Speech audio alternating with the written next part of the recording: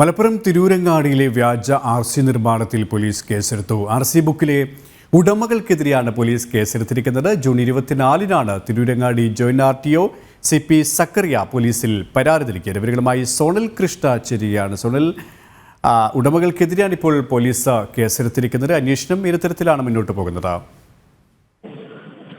മലപ്പുറം തിരൂരങ്ങാടിയിലെ വ്യാജ RC നിർമ്മാണത്തിലാണ് ഇപ്പോൾ police കേസെടുത്ത് അന്വേഷണം ആരംഭിച്ചിരിക്കുന്നത്. തിരൂരങ്ങാടി RTO ഓഫീസിൽ നിന്നും തയ്യാറാക്കിയ വ്യാജ RC ബുക്കിലെ ഉടമകൾക്കെതിരെയാണ് നിലവിൽ പോലീസ് കേസെടുത്തിട്ടുള്ളത്. കഴിഞ്ഞ മാസം 24-നാണ് Tirurangadi joint RTO CP Zakariya Tirurangadi പോലീസിൽ പരാതി നൽകിയത്.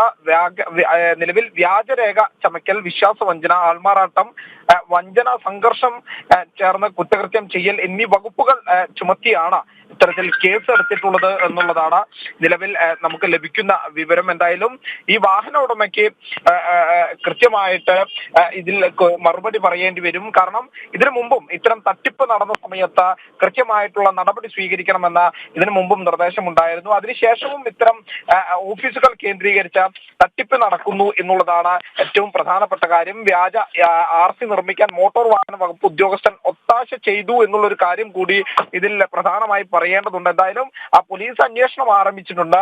അന്വേഷണത്തിന്റെ മുറയ്ക്ക് ഇതിൽ ആരൊക്കെയാണ് പ്രതി ചേർക്കപ്പെടുക എന്നുള്ളതാണ് ഏറ്റവും പ്രധാനമായി നോക്കി കാണേണ്ടത്. KP